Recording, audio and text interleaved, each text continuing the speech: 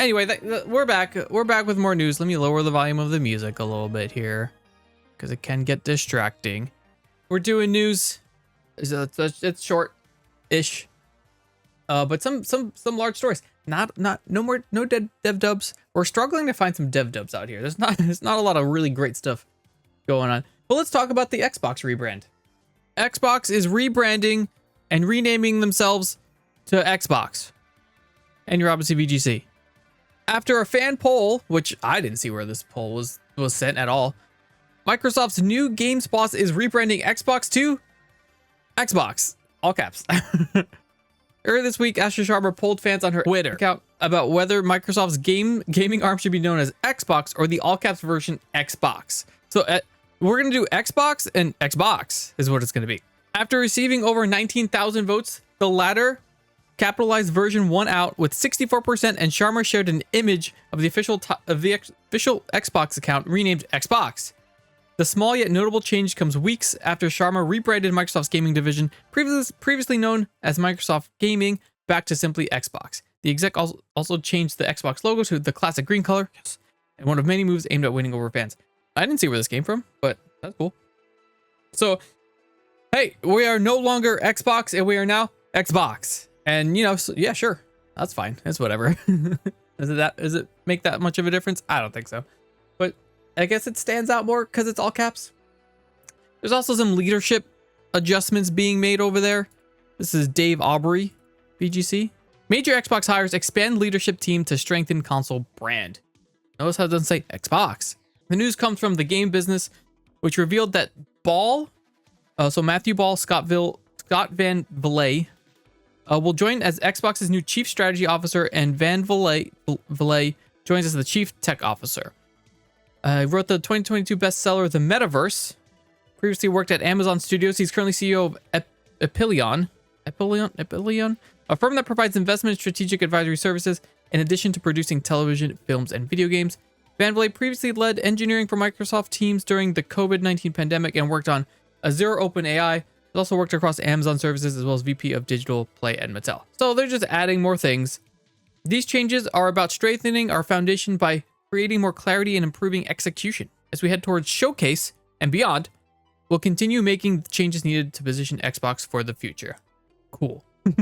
Next up, Ghost of Yotei Legends is already losing support. And I say already as if it just came out. This game's been out for a good amount of time. Jordan Midler, VGC. Ghost of Yotei Legends has received its last major update according to Sucker Punch. It's the multiplayer mode. First introduced in Tsushima. It's like a PvP. No, it's like PvE. It's co-op PvE, basically.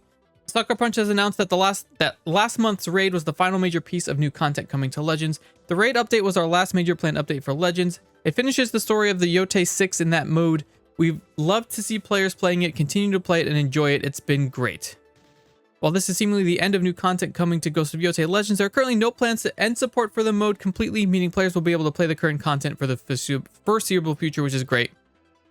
And I don't think they have a date at all. Okay, so yeah. So that's the last update, but they're going to keep the servers running, which is great. Next up, some former BioWare devs are opening or starting a new studio. Dave Aubrey, VGC again. Former Mass Effect, Dragon Age, and The Long Dark devs from form Studio Reset. As spotted by game developer, Studio Reset is currently working on a neon noir supernatural mystery game set in a stylized Canadian cityscape. What? Huh?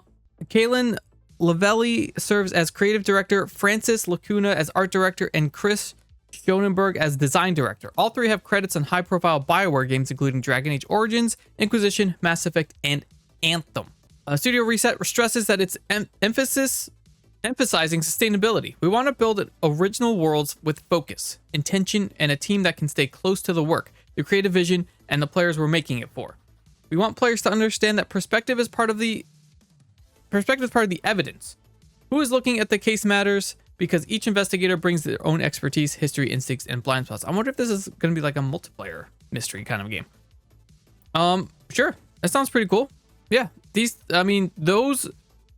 games, these are some good credits to have. Anthem, not so much, but the rest of them, yeah. These are some good credits to have. Next up, Some issues at Quantic Dream. Dave Aubrey, VGC. I knew I had two different Quantic Dream stories, and I don't have them put together for some reason. French Union accuses Quantic Dream of catastrophic project management over Spellcaster Chronicles shutdown. Let's go to the other one first. This is Robert Perchisi, Eurogamer, talking about the actual shutdown. So Quantic Dream's multiplayer game Spellcasters Chronicles is being shut down and the studio reorganized, but Star Wars Eclipse is somehow unaffected.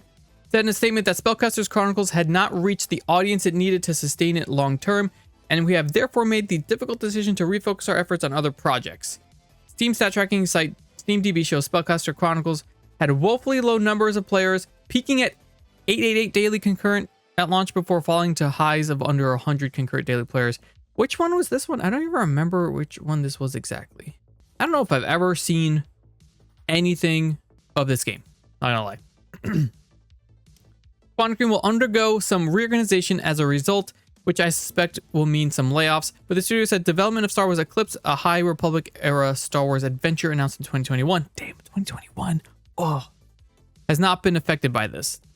Spellcaster Chronicles servers will soon close, remaining accessible until June 19th, 2026, when they'll be shut down. Any money spent during the early access period will be eligible for a full refund upon request. So at least that's good. They're not just, cutting and running with all the money. But then the French Union accuses the developer of catastrophic project management over the shutdown. As spotted by game developer French Labor Union STJV. I'm not going to try to pronounce that. Sure, we'll, I'm not gonna, yep. On May 21st, 2026, which was today, which accuses Quantic Dream management of catastrophic project management even after worker representatives sounded the alarm about the project's colossal risk level numerous times. Ugh. This follows the announcement of Spellcaster Chronicles shutdown. We'll go over the shutdown, challenging market environment, yada, yada, yada. Copy pasta from every company. The announcement goes on to clarify that Spellcaster Chronicles servers will be online for just shy of 4 months. The statement does not pull its punches, saying officially the unstable and difficult market, quote, is being blamed for the decision, but it was hardly difficult to predict. This project started 8 years ago and led by that person, David Cage and Gregoire Diac, sure, was supposed to be a reasonably sized project and was planned for a much earlier release. Over all these years, nobody questioned the business model or how the game was to become profitable. Catastrophic project management resulted in iteration after iteration, exhausting the team and leading production straight to disaster. Quantic Dream leadership points to external factors. We blame their decisions, be they financial, creative, or organizational. The resulting project was ungodly expensive and aimed at high-risk market without matching current player demands. That's crazy. And yes, that's probably what's going on everywhere. Not gonna lie. I would be very surprised if that's just not how it is everywhere and they're just doing the copy pasta of the external factors, whatever. The union claims that 1/4 of Quantic Dream's workforce is at risk thanks to a restructuring plan resulting from Spellcaster Chronicles cancellation, totaling 95 potential lost jobs. Failure was never an option, never thought about, never planned for. Incompetence led us here today. Workers pay management's misguided ways. Yes. Exactly. That's just how it's been going. So that's super unfortunate. But if we're going on the trend... Actually, no, we'll skip that one for now. Let's talk about PlayStation's dynamic pricing.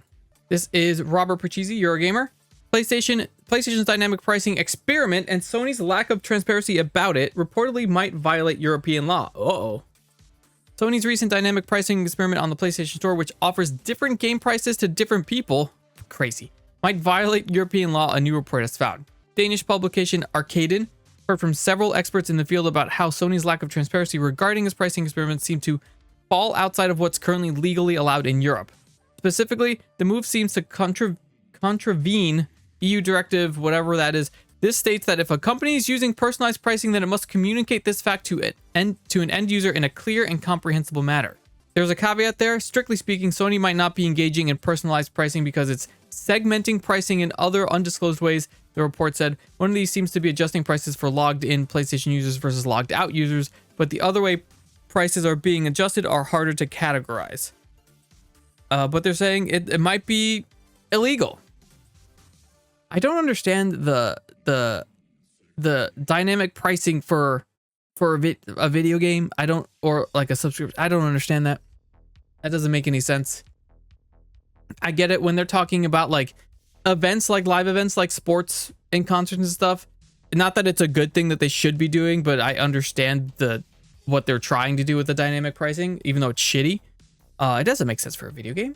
It doesn't make sense, because especially if it's not like a digital video game can run out of stock or anything like that. I don't know. I don't get it. I'm also dumb, so don't listen to me. Next up, we're still in the big news, by the way. We've got another follow-up response from Party Animals, but there's a twist. So they say we've overlooked the potential offense and harm. So they released an apology tweet. I should just go to the tweet probably. This is Fran Ruiz, Eurogamer, by the way, but I'll just pull up the tweet here. It'll be a little bit easier. Super long tweet. So this is from Party Animals. Let's read this whole thing. Dear Party Animals players, regarding the controversy surrounding the recent Golden Paw Awards AI video contest, we would like to offer our deepest apologies to all players who have expressed concern, shared criticism, and voiced their opinions. Especially to our creator community. Following the announcement of this event, we received a significant amount of negative feedback. Oh, did you? We have read through your comments and opinions one by one. Yeah, absolutely not. We must admit that our consideration of the event's conception was insufficient and the design was inadequately thought through, and our communication with the community was not up to par. Even though our original intention was to encourage more diverse forms of creative expression and lower the barrier to entry, allowing more players who love Party Animals to participate, we mistakenly tied lowering the barrier together with using AI. In doing so, we overlooked the potential offense and harm that the ongoing debate? Surrounding AI-generated content could cause our players and the creator community. We feel deeply uneasy and apologetic about this. We sincerely accept the criticism. After carefully considering the voices from all sides, we held a vote across our major platforms regarding whether the event should be proceeded based on your feedback. In our own internal review, we have made the following decision. Effective immediately, the Golden Paw Awards event is officially canceled. Yeah. Why is it like some sort of build-up for that? To the players who were troubled, disappointed, or offended by the situation, we would like to once again express our sincere apologies. To every player who voiced criticism, participated in the vote, and pushed us to reevaluate the issue, we would like to express our most sincere gratitude. Moving forward, we'll approach related topics with a much more humble and cautious attitude. Before launching any further community events or community creation events, we pledge to communicate thoroughly, listen earnestly to your feedback, and ensure we have reached a community consensus before deciding whether to go ahead. Additionally, we will continue to collect, organize, and act upon player feedback regarding gameplay, mechanics, and other areas. We hereby promise to listen more closely to our players, respect your voices, and maintain tighter line of communication with the community. Signed, the Party Animals team. That's a long response. That's a lot of yap. But chat, there's a twist. Hey, there's a twist. People have been putting this through AI generated like checking systems, and yeah, they seem to have made that entire response using AI. So they have now been caught basically red-handed. Everyone's posting their proof of how are you gonna apologize like this using AI about AI? They're so fucking dumb. They're so dumb. One random user posted something that I agree with. No shot you got caught using AI for this apology. Who the hell is on your PR social team because they need to be fired? This is like the third strike. Yeah. This is crazy. This is crazy. Why would they do this? Anyway, they're dumb. They just keep what they're doing right now. Party Animals is what they keep doing is they keep slamming their peepees in the toilet seat on purpose. Is what they're doing. That's what they're doing over and over and over again. Anyway, let's move on. Let's talk about the elephant in the room. Get this over with. Destiny is dead. Andy Robinson, VGC.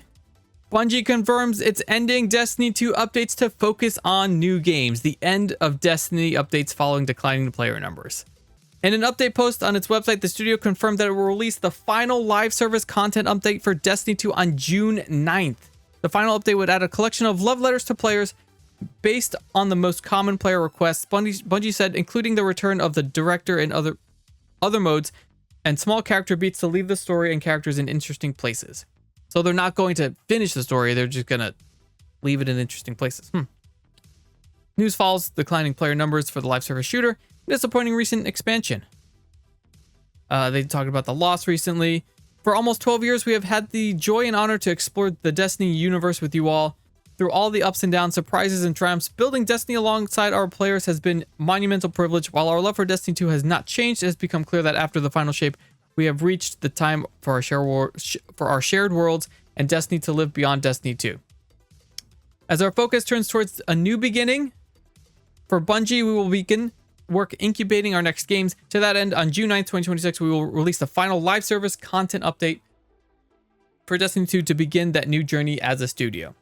Though active development may be concluding, we will ensure that Destiny 2 remains playable just as the original Destiny is today. Many changes in this final update will aim to ensure that Destiny 2 is a welcoming place for all players to return to. We're proud of Destiny 2, the places it took us, and the legacy it's created. Because of all you, our universe is vast, built on years of shared stories, adventures, and victories. From the Cosmodrome to the Pale Heart to the Lawless Frontier, we have forged lifelong memories and friendships with you all. We are incredibly grateful to everyone who made that journey with us from the deepest parts of our hearts. Thank you. We'll see you in the stars.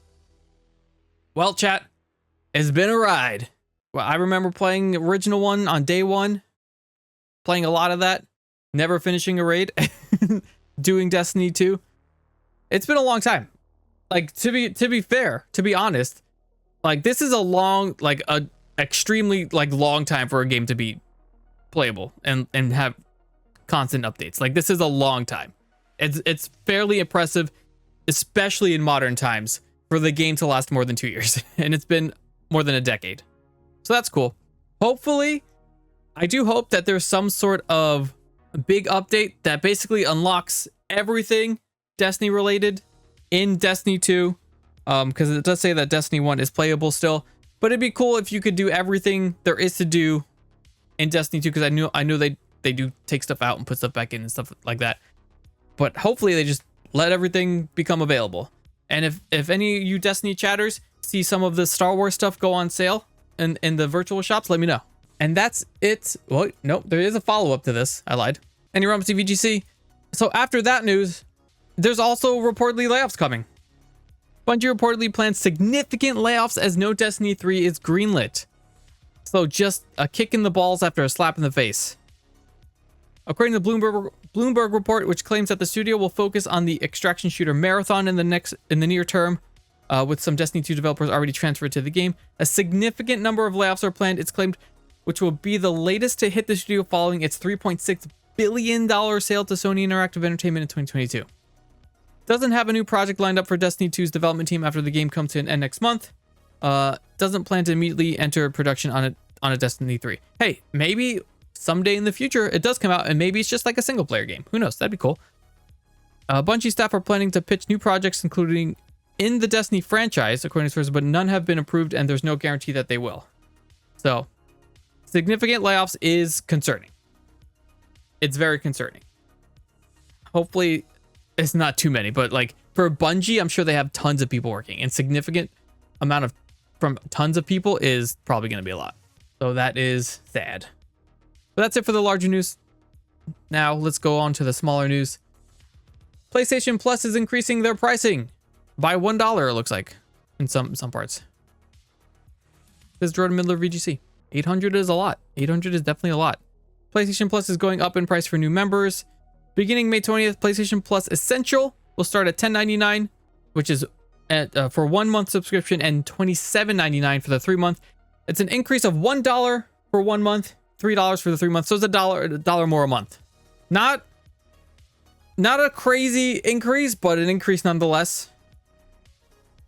So that's unfortunate. I'm sure they give all the same copy pasta reasons for everything else, the market stuff. But it just heads up, PlayStation Plus is going up in price. Staying on the PlayStation side of things, the PlayStation boss also said no single player games coming to PC anymore. They stopped that. They said no. Single player games won't come to PC going forward. PlayStation Studios head Herman Holtz told staff this week that single player titles from PlayStation such as Ghost of Yotei, Saros, Wolverine would remain console exclusives. In the original report from March, Bloomberg claimed that multiplayer titles like Marathon will still release on multiple platforms, but it appears that Sony's cadence of releasing such titles as Spider-Man, Last of Us, and Horizon on PC several months or years after the original release is over. That's not entirely surprising. I don't know how well those games sold on PC, but then at the same time, like, none of these were released on PC even close to the original release, so it's like, how can you even quantify that? But, you know, it's whatever. They also said they announced the Wolverine showcase. That's really exciting. Dave Aubrey. State of Play showcase, including Marvel's Wolverine, announced June 2nd, which is next week, 2 weeks from now. Hey, maybe we watch that. Who knows? Showcase will be over an hour long. Will include an extended look at the long-awaited Marvel's Wolverine, in addition to news and updates on other upcoming PS5 titles. It's going to be 5 p.m. Eastern. Okay. 5 p.m. Eastern. Maybe if we remember, maybe we watch it. All right, what else? We got Embracer splitting again. Embracer doing its Embracer stuff. Andy Robinson, VGC. Embracer announces plans to split into 2 companies as Tomb Raider and Lord of the Rings spun off. Spin-off?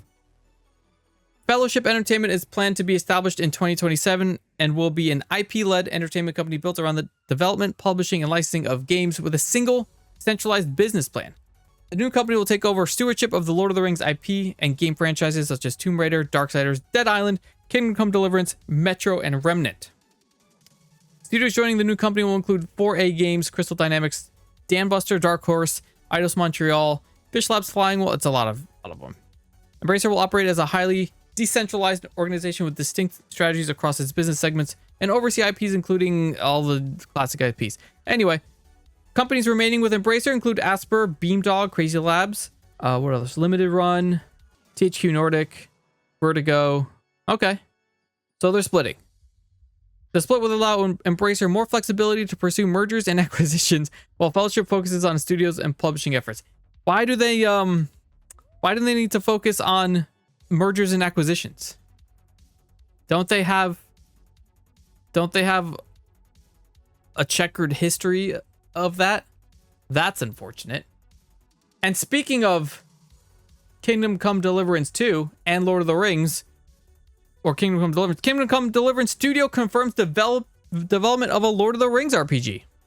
This is Dave Aubrey, VGC. This is actually super hype news. It's actually super hype. In a post on Twitter, Warhol Studios' official account posted, "You might have heard the rumors. It's time to reveal what we're working on." And it's an open world Middle Earth RPG. This is actually super great news because, especially Kingdom Come Deliverance 2, they do some real good work at that studio. They could definitely do a very good Lord of the Rings universe game. And I'm super excited for that to come out because it's going to look great. It's going to have some jokes. It's going to have a lot of lore. So hopefully it comes out soon because I want to play it. I'm excited about it.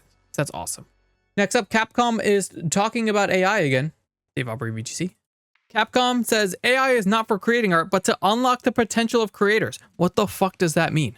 Speaking from Google Cloud Next 2026 in Las Vegas to 4gamer.net, Inoue-san talks about how Capcom uses AI during development and clarifies that Capcom is not using the tools to create art. I think what players don't realize is that their favorite games right now were already built with AI. It seems to be clarifying how Capcom uses AI and that AI cannot replace human artists because of sensibility. AI is developing rapidly and possessing increasingly advanced intelligence because it's artificial intelligence. At times, it surpasses most humans, and I feel that it has even surpassed the best humans. Huh? Inoue-san tells 4Gamer, on the other hand, what we in the entertainment industry consider extremely important in relation to this intelligence is sensibility. Even AI with the highest level of intelligence still falls short of our creators in terms of sensibility. Therefore, focusing on sensibility is more efficient in terms of resource concentration from the perspective of human capital management, and is also important for coexistence with creators. What a jargon sentence. What a just bunch of words put together. The AI reports to a debugging check agent, but instead of leaving it to humans, an agent that checks the director's concept first evaluates it. A huge number of such checks and evaluations are performed while humans are sleeping. Then it screens out things like that are highly likely to be wrong from the game's concept and presents them as a general framework. Therefore, it feels like the AI has checked everything in advance and humans are not required to perform a huge amount of checking work. Interesting. I don't know the ins and outs details of behind the scenes development, so I can't say from my perspective that this is problematic. It doesn't necessarily sound like it is. But again, I'm not in that world, so I'm not 100% sure on that. Hopefully it's not, you know, causing people to lose jobs. Next up, the planned D&D game from the people that worked on the Star Wars Survivor series, like Jedi Survivor, say no more game. This is Robert Perchisi, Eurogamer. Star Wars Jedi directors single-player Dungeons and Dragons game canceled less than a year after it was announced. Oh, this is wild. We didn't know much about the D&D game other than that it was in development at Asmussen's newish studio, Giant Skull. Use the phrase immersive storytelling, heroic combat, yada yada yada. However, Bloomberg has now reported Wizards of the Coast pulled the plug on the project earlier this year. We assess concepts at every stage of development. While we decided not to pursue an early concept from Giant Skull, we have great respect for Stig Asmussen and his team and value our ongoing relationship. Currently still taking game pitches from the Giant Skull team, according to Bloomberg. Things are going good at Giant Skull. So basically what they said is, hey, what you're working on sucks. We need something different. So who knows when this thing's gonna fucking come out, if it ever does. That's unfortunate. It's an odd studio for them to do a Dungeons and Dragon game. I feel like the obvious choices were not picked, but you know, whatever. Next up, gamers are weird. I don't know if you've ever heard about these gamers out there, but they're weird. This is Robert Perchisi, Eurogamer again. We're talking about Subnautica 2. Subnautica 2 devs apologize for telling combat-seeking players to go play Sons of the Forest or something. This is pretty funny. Because I don't know. I honestly, in my personal opinion, I don't know why they had to apologize for this. So developer Unknown Worlds has poured cold water on hopes it will add more ways to defend yourself in the popular underwater survival game and potentially fight off dangerous fish. This has been a contentious issue since Subnautica 2 released last week, mostly as in Subnautica 1, there was ways to fend off fish hassling you, but in Subnautica 2, all you have is a flare, which some players are declaring isn't enough. The issue was aggravated further when a Subnautica 2 developer told players on the game's Discord, "We aren't a killing game. Go play Sons of the Forest or something if you want to kill." That's pretty funny. Unknown Worlds has now issued an open letter apologizing for this response, acknowledging players who felt ignored or dismissed by the developer's abrupt response, said it was sorry for it. Early access should be a conversation with our players, not a one-way explanation from a development team. Your feedback matters, and we do not want any part of our communication to make the community feel otherwise. I don't get why he had to apologize for it. I get it's not the best response, but like, come on, guys. Come on, guys. You don't see the ULA? I did see that story about the Subnautica 2 ULA, but the thing about that is that's kind of like a generic. That's the generic like ULA on most games. Like a lot of games have that same wordage on them, so it's not like up in arms story. That's just like what a lot of games have. Just people all of a sudden are looking into it because everyone's got a microscope on the Subnautica 2 on their devs. But yeah, they're talking about things like it's like the usual, like you can't do VPN, you can't exploit bugs, things like that, or modding. But a lot of games have that, unfortunately. Next up is chat picks, because that's it for the smaller news. First up, there's always fun things on Steam, and this one wants to steal your data. This is Abdul Hadi News PC Guide. Valve removes free horror game from Steam after players discover it contains malware that steals your data. Oh! Every month, over 1,000 new games land on Steam. Many of them are harmless. Valve has now removed this one from Steam after it was discovered to contain malware designed to steal personal data and cryptocurrency. The interesting part of this mishap is that it was previously a different game entirely, which may have helped dupe players and Valve. The malicious actor hijacked an existing Steam title rather than trying to publish something brand new. Oh, interesting. So that's how they got around just putting a new game on the store. They just hijacked an older, current release title. Interesting. YouTuber Eric Parker investigated the game and published a video explaining what was happening behind the scenes. According to their findings, the malware was hidden inside a file called unityplayer.ddl or DLL. The game was originally called Rodent Race. However, someone reportedly hijacked the developer's Steam account and quickly transformed it into Beyond the Dark, changing its name, screenshots, and other story details. As Steam does not fully verify every patch made to the game, the modified version was reportedly able to go live without raising immediate red flags. As a disclaimer on the store notes that all games are blah, blah, blah, blah, blah. Yeah. What's interesting is that while the game itself often crashed during launch, the malicious software continued running quietly in the background. Allegedly searched for cryptocurrency wallet browser extensions, including MetaMask, before connecting to an external server and downloading additional tools. Capable of stealing browser information, passwords, and cryptocurrency wallet. That's crazy. So how did they find out? Valve removed the game. Anyone who downloaded it or launched the game should take immediate action. Users should completely delete the game, run a full antivirus scan, update their passwords, and check cryptocurrency wallets for suspicious activity. Wow, there's really not much that they could do other than that, is there? And move funds around. So yeah, I don't know how they found out about this, but that's crazy. That's actually wild. I wonder if they're gonna add more like screening to games after this. And last, let's just talk about furries with Atari. What? Huh? This is Grant St. Clair? MSN. Crashing and people notice the memory usage. Oh, interesting. That would make sense. Anyway, Atari is doing furry bait now, and I'm scared. According to this person. At a certain point, you just have to give it to ancient flagging games company Atari, just for continuing to throw shit at the wall. With the much lauded Atari gaming hotel currently existing as nothing more than an AI-generated pitch deck that everyone and their mother rightly clowned on. Time has apparently come for the next scheme. Bubsy. Anyway, they're furry baiting apparently. Interesting. Just a fun chat pick to talk about. But yeah, that's it for news. A lot. We went through a lot. It doesn't look like a lot, but it feels my yapper feels like it's been a lot. Great job, chat. It is Thursday, so if any more news does come out tomorrow, we won't see it until next week. But thank you all for hanging out during news and the live chat. Everyone that watches the VOD. 07 to you Destiny players out there. Destiny dead. Check out the links in chat. And that's it. Thanks.